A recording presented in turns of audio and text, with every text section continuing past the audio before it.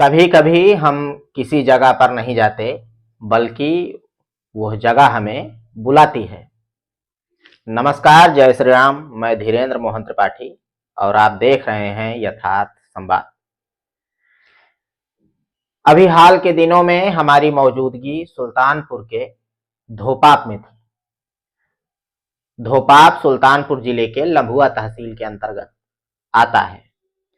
एक ऐसा स्थल जो सिर्फ इतिहास नहीं बल्कि आस्था का जिंदा रूप है। गोमती की लहरें यहाँ सदियों से बह रही हैं और हर लहर मानो एक कथा कह रही हो। पापों के प्रायश्चित की कथा, मुक्ति की कथा, भगवान श्री राम की कथा। धोपाप, इस नाम में ही इसकी पहचान छिपी है। धो यानी धोना और पाप यानी पापों का नाश। पाप को धोना या पापों का नाश करना। लोक कथाओं के अनुसार जब मर्यादा पुरुषोत्तम भगवान श्री राम ने रावण का वध किया, उसके बाद उन पर ब्रह्म हत्या का पाप लगा और वे गहरे पश्चाताप में डूब गए। तभी ऋषियों मुनियों ने उन्हें सलाह दी कि वे गोमती में स्नान करें और अपने मन को शुद्ध करें। तब प्रभु श्री राम ने इस स्थान पर गोमती नदी में स्नान किया और ब्रह्म हत्या का जो उन पर पाप लगा था उससे मुक्ति पाई। कहते हैं जब उन्होंने स्नान किया तो मां गोमती की लहरों ने जैसे उनके पापों को धो दिया और तभी से स्थान कहलाया धोपाप, पाप को धुलने वाला। और तभी से यह तीर्थराज हो गया, तीर्थों का राजा। धोपाप की पवित्रता का वर्णन स्कंद पुराण और रामायण दोनों में मिलता है। पुराणों में लिखा है जो व्यक्ति धोपाप में स्नान करता है वह अनेक जन्मों के पाप से मुक्त हो जाता है। हर साल वैशाख पूर्णिमा के दिन यहाँ विशाल मेला लगता है, जहां हजारों श्रद्धालु उमड़ते हैं। कईयों की मनोकामना होती है, उनकी मनोकामनाएं भी पूरी होती हैं। कोई अपने पुरखों की आत्मा के शांति के लिए आता है तो कोई अन्य किसी मनोकामना के लिए। सभी मनोकामनाएं यहाँ पूरी होती हैं। मां गोमती के तट पर गूंजती मंत्र ध्वनियां, दीपक की लौ और श्रद्धालुओं का विश्वास, ये सब मिलकर धोपाप को एक जीवंत तीर्थ में बदल देते हैं। जब आप धोपाप पहुंचते हैं तो सबसे पहले दिखता है मां गोमती का विशाल, शांत और पवित्र तट। घाट पर बैठे साधु संत और कुछ इलाके के लोकल मछुआरे लोग, मंत्रोच्चारण करते श्रद्धालु और जल में झिलमिलाती दीपक की लौ। मानो पूरा वातावरण ही आध्यात्मिक ऊर्जा से भर जाता है, सराबोर हो जाता है। घाट के किनारे बने मंदिर, भगवान श्री राम का मंदिर, माता सीता जी का धाम, हनुमान जी महाराज का मंदिर और आसपास में स्थित प्राचीन शिवलिंग, ये सब इस स्थान की पवित्रता के प्रमाण हैं। लोग बताते हैं कि यहाँ की मिट्टी में वह ऊर्जा है जो मन के विकारों को शांत कर देती है, स्वच्छ कर देती है और निर्मल कर देती है। धोपाप सिर्फ एक धार्मिक स्थल नहीं बल्कि एक जीवित संस्कृति है। गांव के लोग आज भी हर पूजा में मां गोमती के जल का प्रयोग करते हैं। लोक गीतों में धोपाप का नाम आता है। गोमती मां का तीर्थ जहां पाप भी हो जाए शुद्ध। यहाँ के मेले में लोक कलाकारों के भजन सब मिलकर एक आध्यात्मिक मेले का अनुभव देते हैं। बच्चे, बूढ़े, महिलाएं सभी श्रद्धा से नदी में स्नान करते हैं। कोई जल में दीप जला रहा है, कोई मंत्र पढ़ रहा है, और कोई बस चुपचाप लहरों को देख रहा है, जैसे उसके सारे प्रश्न मां गोमती में समा गए। कहते हैं हर पाप का प्रायश्चित होता है, लेकिन जब पाप करने वाला स्वयं मर्यादा पुरुषोत्तम भगवान श्री राम हो तो उस प्रायश्चित का अर्थ और भी गहरा हो जाता है। रावण का वध सिर्फ युद्ध नहीं था, वह एक धर्म और अधर्म के बीच की अंतिम लड़ाई थी। रावण शिव भक्त था, ब्राह्मण कुल में जन्मा था, और जब भगवान श्री राम ने उसे मारा तब धर्म की विजय के साथ एक ब्रह्म हत्या का दोष भी उन पर आ पड़ा। यह वही क्षण था जब भगवान श्री राम ने यह महसूस किया कि युद्ध जीतने के बाद भी आत्मा की शुद्धि आवश्यक है।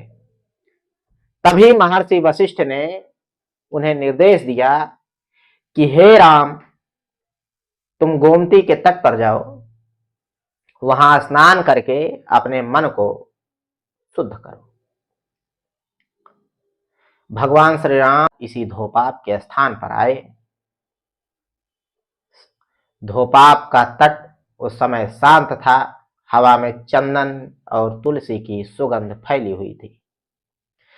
प्रभु श्री राम ने जब मां गोमती की ओर देखा तो उन्हें लगा जैसे मां उन्हें स्वयं अपने गोद में बुला रही। उन्होंने अपने कर कमलों से जल उठाया और मंत्रोच्चारण के साथ स्नान किया। कहते हैं उस क्षण मां गोमती की लहरें अचानक चमक उठी, जैसे जल नहीं प्रकाश बह रहा। ऋषि वशिष्ठ ने कहा, हे राम, यह स्थान अब सदा सदा के लिए पवित्र हो गया।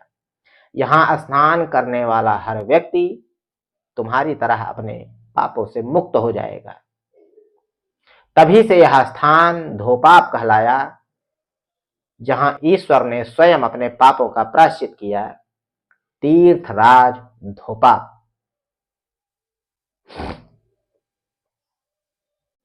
साथियों, इस घटना का महत्व सिर्फ धार्मिक नहीं बल्कि दार्शनिक भी है। प्रभु श्री राम ने यहाँ एक सीख दी कि धर्म का मार्ग भी आत्म मंथन से होकर ही गुजरता है। कोई कितना भी महान क्यों न हो, उसके लिए भी प्रायश्चित तो आवश्यक ही है। यही है धर्म का असली रूप, जहां जीत के बाद भी विनम्रता रहती है, शालीनता रहती है। ऐसे ही नहीं, प्रभु श्री राम मर्यादा पुरुषोत्तम कहलाए। इसी कारण धोपाप सिर्फ एक तीर्थ नहीं बल्कि ईश्वर की विनम्रता का प्रतीक बन गया। आज भी जब कोई व्यक्ति गोमती में डुबकी लगाता है तो कहा जाता है कि वह उसी जल में स्नान कर रहा है जहां भगवान मर्यादा पुरुषोत्तम श्री राम ने अपने पापों को धोया था। यहाँ की हर लहर मानो कहती है, अगर भगवान भी पश्चाताप कर सकते हैं तो मनुष्य को घमंड क्यों। और यही इस स्थान की सबसे बड़ी सीख है कि मुक्ति सिर्फ कर्म से नहीं, पश्चाताप और विनम्रता से मिलती है। शायद इसीलिए धोपाप की मिट्टी आज भी पवित्र मानी जाती है। लोग इसे अपने घर पर लाते हैं, मानो ईश्वर के पश्चाताप का आशीर्वाद हो। धोपाप जहां भगवान ने मनुष्य बनकर हमें सिखाया कि महानता कभी दोष रहित होने में नहीं बल्कि अपने दोष को स्वीकार करने में है।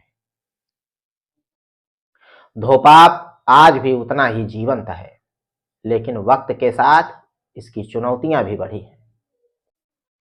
कभी कभी सफाई की कमी या फिर प्रशासनिक लापरवाही इस पवित्र स्थल की गरिमा को ठेस पहुंचाती है। केंद्र सरकार और राज्य सरकार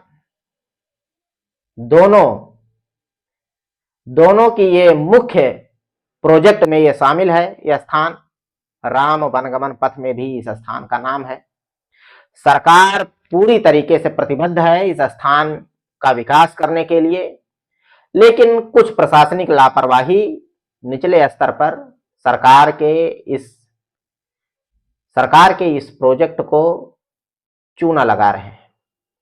स्थानीय लोग इसको अपने आराध्य का स्थल मानकर इसकी साफ सफाई और इसकी गरिमा को बनाए रखे। हर त्योहार, हर पूर्णिमा पर श्रद्धालु आते हैं,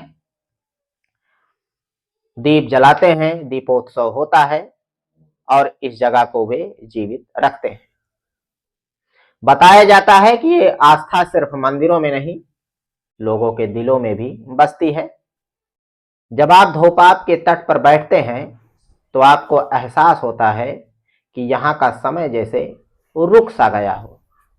लहरें वही हैं, हवा वही है, बस बदल गए हैं युग और चेहरे। लेकिन जो नहीं बदला वो है विश्वास, वो है उस पवित्रता की अनुभूति जो हर श्रद्धालु को यहाँ खींच कर लाती है। शायद इसीलिए कहा जाता है कि धोपाप कोई जगह नहीं, एक अनुभव है। एक ऐसा अनुभव जो आत्मा को शांत करता है और मन को ईश्वर के करीब ले जाता है। तो मिलते हैं साथियों फिर किसी खबर में। देखते रहें यथार्थ संवाद। कृपया चैनल को लाइक करें, सब्सक्राइब करें और शेयर करें। जय श्री राम, नमस्कार।